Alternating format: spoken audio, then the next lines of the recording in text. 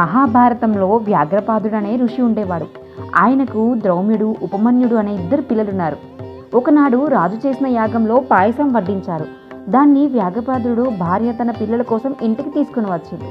అది తిన్న చిన్నారులిద్దరూ ఎంతో సంతోషించారు. ఆ మరుసటి రోజు అలాంటి పాయసాన్ని తమకు చేయాలని అమ్మని అడిగారు. పాపం పిల్లలు అడిగిన కటిక పేదరికం వల్ల ఆమె చేయలేకపోతుంది. చేయలేదని అంటే పిల్లలు మారం చేస్తారని తీపి పదార్థం కలిపి గంజిని చేస్తుంది. అయితే అది తాగిన పిల్లలు ఇది పాయసం కాదని మారం చేయడం మొదలు పెడతారు. అప్పుడు అమ్మ తన పిల్లలకు ఏం చెప్పలేక చిన్నబోతుంది.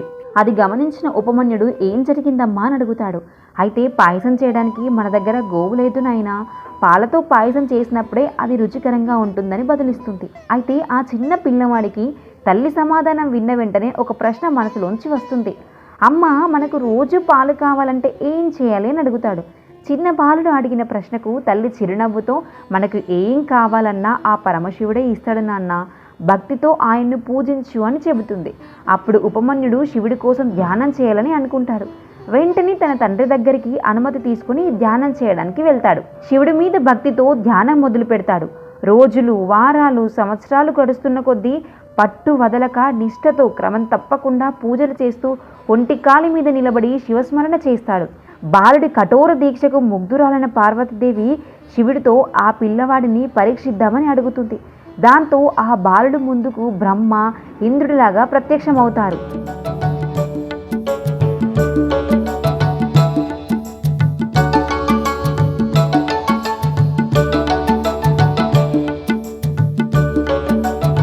బాలుడు వారిని వినమ్రంగా నమస్కరించి ఎవరు మీరు అని అడుగుతారు. అయితే తాము ఇంద్రుడు, బ్రహ్మలమని, నువ్వు కొలుస్తున్న శివుడు రాక్షసుడిలా శ్మశానంలో తిరుగుతున్నాడని, ఆయన నీ కోరిక తీర్చలేడని, తమను పూజిస్తే ఏం వరం కావాలన్నా ఇస్తామని చెబుతారు.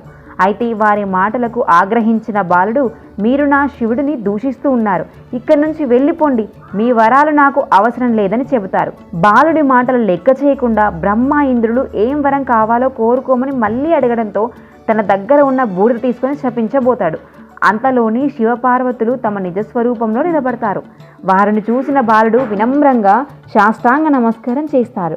బాలుడి పట్టుదలకు పరవశించిన పరమశివుడు ఏం కోరిక కావాలని అడగగా తన తల్లికి ఇచ్చిన మాటను చెబుతాడు. బాలుడి కోరికను మన్నించిన భోలాశంకరుడు ఉపమన్యుడిని కొడుకుగా స్వీకరించి పాల సముద్రాన్ని కటాక్షిస్తాడు. అలా ఉపమన్యుడు పాల సముద్రాన్ని భూమికి తీసుకుని వచ్చి తల్లికి చూపిస్తాడు. అప్పటి నుంచి ఉపమన్యుడు కూడా శివుడి బిడ్డగా చరిత్రలో నిలిచాడు.